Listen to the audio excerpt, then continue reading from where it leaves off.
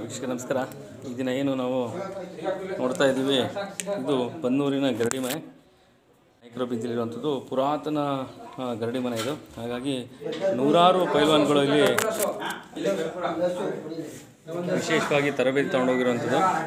ಬನ್ನೂರು ಗರಡಿಗಳಂದರೆ ಭಾರಿ ಫೇಮಸ್ ಆಗಿರುವಂಥದ್ದು.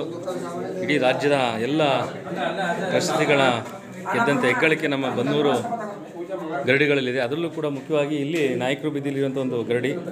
ವಿಶೇಷವಾಗಿ ಗೌರಿ ಹಬ್ಬದ ದಿನ ಮತ್ತು ಗೌರಿ ಹಬ್ಬದ ತಿಂಗಳಲ್ಲಿ ಗರಡಿಗಳಲ್ಲಿ ವಿಶೇಷ ಪೂಜೆ ಇರುತ್ತೆ. ಹಾಗೆ ಥರ ಇವತ್ತು ರಾಮ ಒಂದು ಉತ್ಸವದ ನಂತರ ಗರಡಿ ಪೂಜೆ ಕೂಡ ಮಾಡ್ತಾ ಇರೋದು ನಾವು ನೋಡ್ತಾ ಇದ್ದೀವಿ.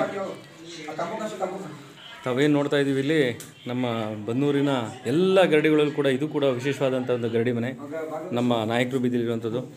ಇಲ್ಲಿ ನೂರಾರು ಜನ ಗರಡಿ ಪೈಲ್ವಾನ್ಗಳು ಬೆಳೆದಂಥ ಒಂದು ಪುರಾಣ ಪ್ರಸಿದ್ಧವಾದಂಥ ಒಂದು ಐತಿಹಾಸಿಕ ಹಿನ್ನೆಲೆ ಇದೆ ನಮ್ಮ ಬನ್ನೂರು ನಾಯಕರ ಬೀದಿಲಿರುವಂಥ ಗರಡಿ ಮನೆಗೆ.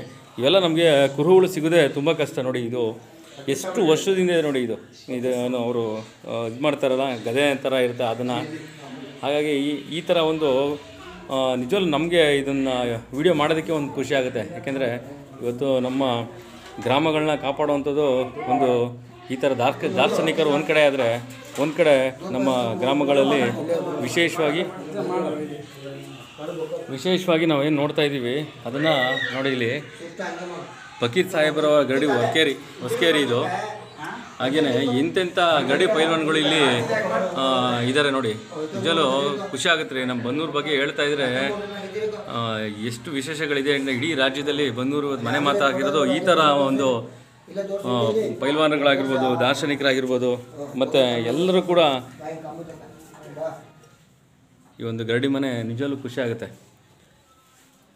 ಅದನ್ನು ಕಾಪಾಡ್ಕೊಂಡು ಬರ್ತಾರಂಥ ನಮ್ಮ ನಾಯಕ ಸಮಾಜದ ಎಲ್ಲ ಯಜಮಾನರುಗಳು, ಯುವಕರು, ವಿಶೇಷವಾಗಿ ಈ ಥರ ನಮ್ಮ ಇದೆಲ್ಲ ಹೆಮ್ಮೆಯ ಪ್ರತೀಕ. ಯಾಕೆಂದರೆ ಇದನ್ನೆಲ್ಲ ನಾವು ಕಾಪಾಡ್ಕೊಬೇಕು. ಅದನ್ನು ಪ್ರತಿ ವರ್ಷವೂ ಕೂಡ ಗೌರಿ ಹಬ್ಬದಲ್ಲಿ ವಿಶೇಷವಾಗಿ ಮಟ್ಟಿ ಹೊಡಿತೀವಿ ಅಂತಾರೆ ಹಳ್ಳಿಗಳಲ್ಲಿ, ಅದು ಕೂಡ ಆಗುತ್ತೆ. ಹಾಗಾಗಿ ಇವತ್ತು ಎಲ್ಲ ಯುವಕರು ಒಂದಷ್ಟು ಗರಡಿ ತರಬೇತರಾಗಿ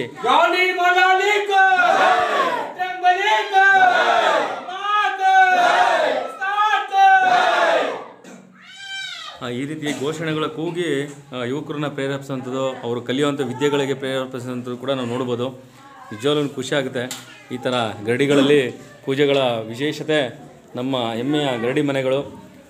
ಹಾಗಾಗಿ ಈ ಗರಡಿ ಮನೆಗಳು ನಶಿಸಿ ಹೋಗ್ತಾ ಇದೆ. ಆದರೆ ಇದನ್ನು ಹಳ್ಳಿಗಳಲ್ಲಿ ಮಾತ್ರ ನಾವು ಉಳಿಸ್ಕೊಂಡು ಬರ್ತಾಯಿದ್ದೀವಿ. ಅದು ಬನ್ನೂರಲ್ಲಂತೂ ತುಂಬ ಗರಡಿ ಮನೆಗಳಿದೆ. ಅವ್ರಿಗೆ ಸಲಕರಣೆಗಳಾಗಿರ್ಬೋದು, ಅದು ಕೂಡ ಇವತ್ತು ನಮ್ಮ ಈ ಗರಡಿ ಮನೆಗಳಲ್ಲಿ ನೋಡ್ಬೋದು. ತಾವು ನೋಡ್ತಾ ಇದ್ದೀರಾ ನೋಡಿ, ದೊಡ್ಡ ದೊಡ್ಡ ಪೈಲ್ವಾನರು ರಾಜ್ಯ ಮಟ್ಟದ ಒಂದು ಪ್ರಶಸ್ತಿಗಳನ್ನ ತಗೊಂಡಿರೋದು ಕೂಡ ನಾವು ಇಲ್ಲಿ ನೋಡ್ಬೋದು. ಅದೇ ಥರ ಎಲ್ಲ ಗರಡಿ ಮನೆಗಳು ಕೂಡ ಇದೆ ಬನ್ನೂರಿನಲ್ಲಿ. 3-4 ಗರಡಿ ಮನೆಗಳಿದೆ. ಅದರಲ್ಲೂ ಕೂಡ ವಿಶೇಷತೆ ಇವತ್ತು ಪೂಜೆ ರಾಮೋತ್ಸವ ನಂತರ ಇಲ್ಲೂ ಕೂಡ ಪೂಜೆ ಮಾಡ್ತಾರೆ.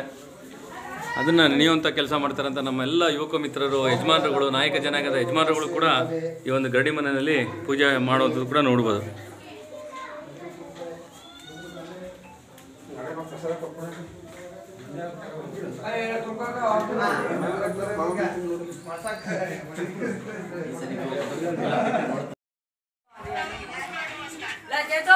ಹಿಂದೆ ಏನು ಗರಡಿ ಮನೆಗಳು ಯಾಕೆ ಬಂತು ಅಂತ ಒಂದು ನಾನು ತಿಳ್ಕೊಂಡಿರೋ ಮಟ್ಟಿಗೆ ಏನಂದರೆ, ಹಿಂದೆ ಹಳ್ಳಿಗಳಲ್ಲಿ ತುಂಬಾ ಬೇರೆ ಬೇರೆ ಥರ ಸಮಸ್ಯೆಗಳಾಗ್ತಿತ್ತು. ಹಾಗಾಗಿ ಎಲ್ಲರೂ ಗರಡಿ ಪೈಲ್ವಾನ್ಗಳು ಪ್ರತಿಯೊಬ್ಬರು ಮನೆಗೂ ಇರ್ತಿದ್ರು.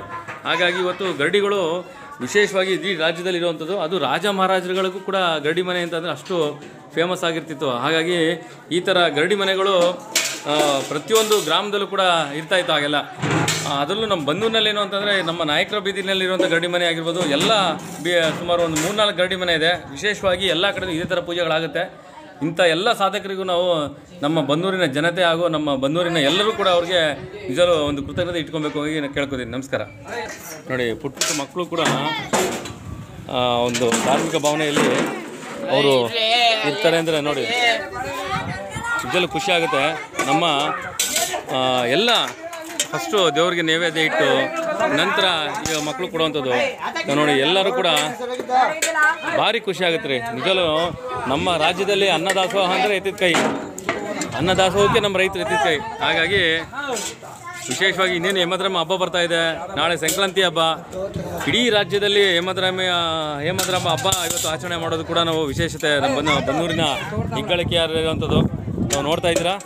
ವಿಶೇಷವಾಗಿ ನಾವು ಈ ಒಂದು ಹಬ್ಬನ ಆಚರಣೆ ಮಾಡುವಂಥ ನಾಳೆ ಸಂಕ್ರಾಂತಿ ದಿನ ತಾವು ಇಲ್ಲಿ ನೋಡ್ತೀರ, ಇದು ನಾಯಕ ಜನಾಂಗದ ಗರಡಿ ಮನೆ ಹೊಸಕೇರಿ.